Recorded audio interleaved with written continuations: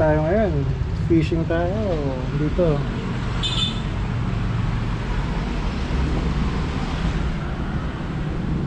Yan, dala ko yung ultralight with Cafe Rivera Peach Fruit Tea. Yun na-promote pa.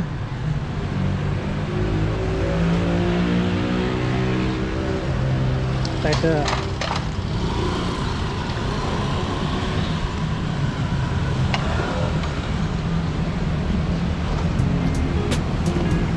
Okay, dito na tayo sa may Rockwell area.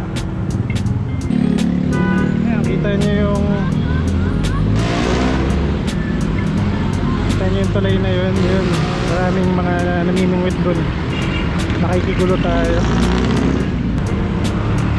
Ayan, malawak ang ilog dito. Saka bagong ulan kasi ngayon medyo tag-ulan pa, kaya medyo malinis pa yan. Malinis in terms na walang mga basura, kasi medyo mataas yung tubig pero yung quality ng tubig na yan, madumi pa rin yan. Kaya pag may nahuli tayo, papakain natin sa pusa.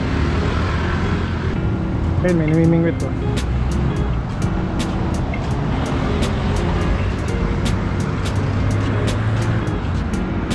Meron na, boss?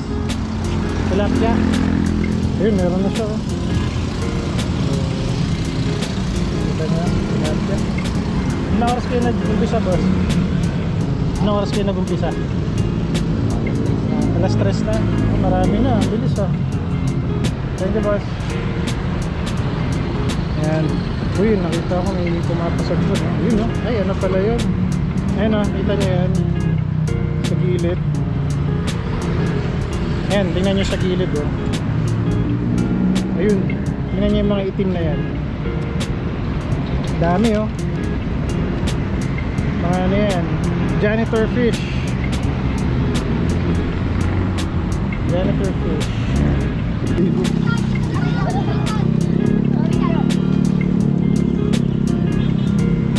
Sarap, no? Ayan, dito na tayo. Yun, may nakahuli yata dun. Ayun tilapia, kitang kita. Dito tayo. Nakikigulo tayo. Wala akong dalang pera, 10 pesos na lang. Paano ako makakabili ng floater? Kaya nga naglakad lang ako papunta dito. Ayan, ang daming tao. Ano yan? Nag-i-snag ba kayo? Snag ba yan? Ginagawa niya snag? Ayan, puro tilapia uli niya pasabit yun ang bilis pasabit tignan mo yan yung nakasobrero. Ang ginagawa niya, walang pain yan, so mga hook lang yun tapos binabato niya sa tubig yan, tapos hihilahin niya yung hihilahin niya yung bingwit niya. Pag napwesto niya yung maraming isda, sasabitan yun.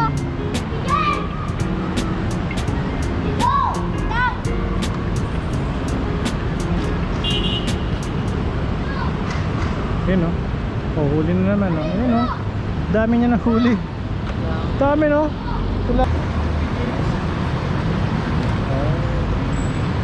kaya na naman galing ang galing, dami ang husay tingnan niya yung nag-salvage na yan panoorin niya. Kaya inagis niya kinalabit. Ayan na naman, huli na naman. Galing nakailan na yan. Pagdating ko dito parang nakasampu na siya Ayan ulit, dabato niya ulit dabato niya yung pamingwit niya. Nila ulit. Nila ulit. Wala.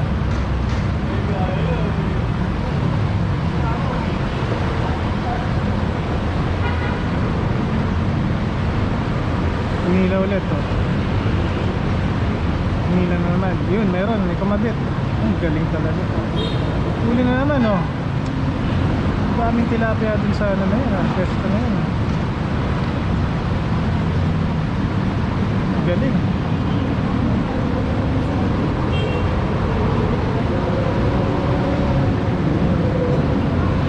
Naman, pinato na naman. Mila.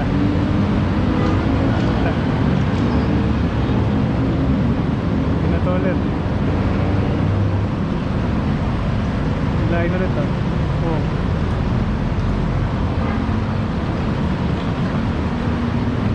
Mila.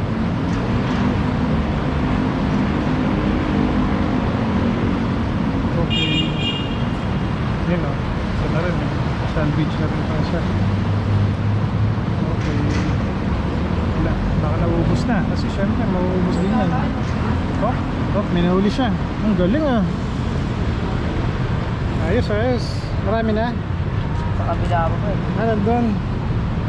Galing oh. Pero maliliit ano. May malalaki ba? Wala po. Huli. Mga ano yan, mga totoong tilata yan. Kaya lang medyo maliliit pa eh. Yan oh.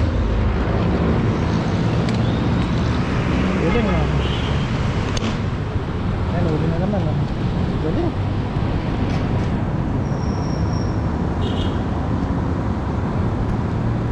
Gusto yun oh. Galing na minuto eh.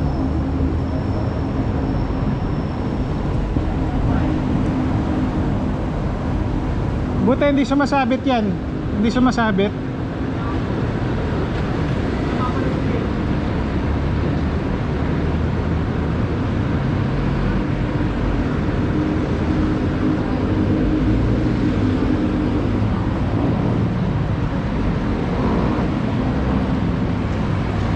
Uli-ulit to. Mahusay, mahusay. Wala na, nanood na lang ako. Gagaling nila eh. Apo eh.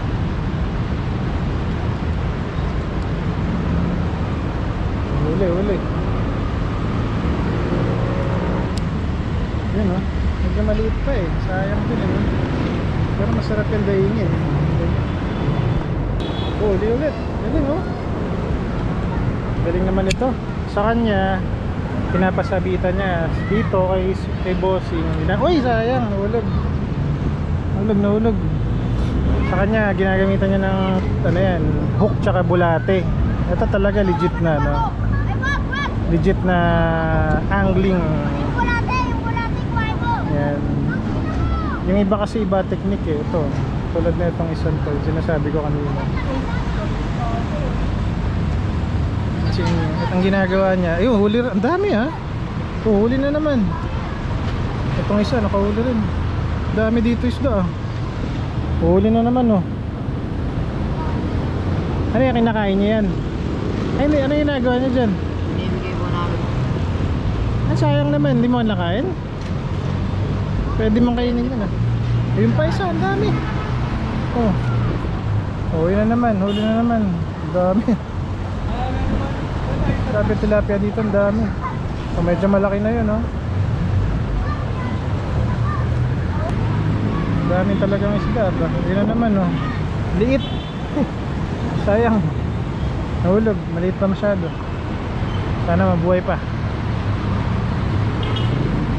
Napakausay. Galing talaga ng method niya. Ang ibig sabihin lang niyan, sobrang dami ng isda sa ilalim ng ilog.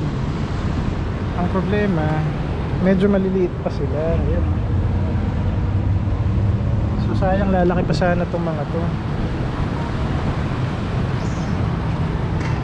Pero okay lang kasi marami naman yan masyado eh.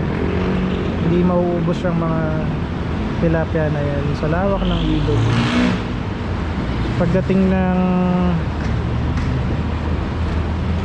Pagdating ulit ng tag-init, yung bababaw na yung ilog, lahat ng mga isda na yan mawawala yan dyan. Kukunti na lang sila kasi ano nila yun, breeding season nila yon. So nandun sila sa Laguna Lake. Doon sila magbi-breed. Tapos pag umulan ulit ng malakas, tumaas yung tubig sa Laguna Lake, babalik na naman sila dito sa Ilog Pasig. Dadami na naman sila ulit. So yung mga nagsasabi na madumi ang Ilog Pasig at wala ng isda.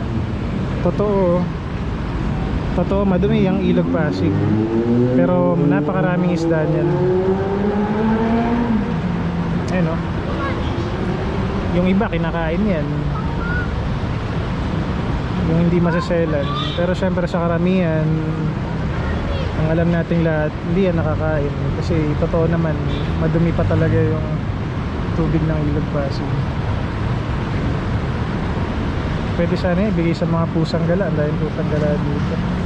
Ito naman, may dala akong pamingwit eh. Nagsiset up din ako syempre. Bibili kayo sa Cafe Rivera oh. Sarap nito. Peach fruit tea. Bagong product. Doon lang yan sa may poblasyon, sa may paanan ng Makati Mandaluyong Bridge. Waze nilang Cafe Rivera. Ayan, oh.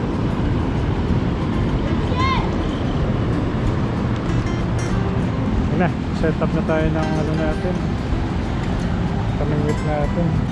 So, may floater, tapos lagyan natin ng dalawang hooks. Ayan. Tapos ang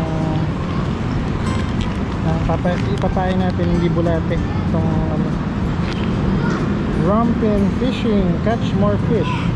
Available sa Shopee. Tingnan natin kung makakahuli to, ha?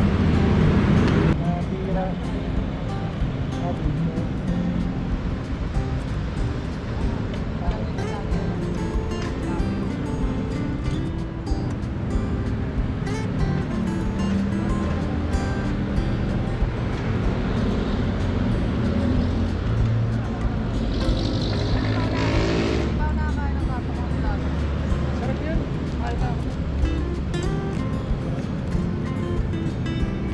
Prito lang yung niloto namin. Kaya lang ano yun, sa Quezon pa namin nahuwal. Bingwit din.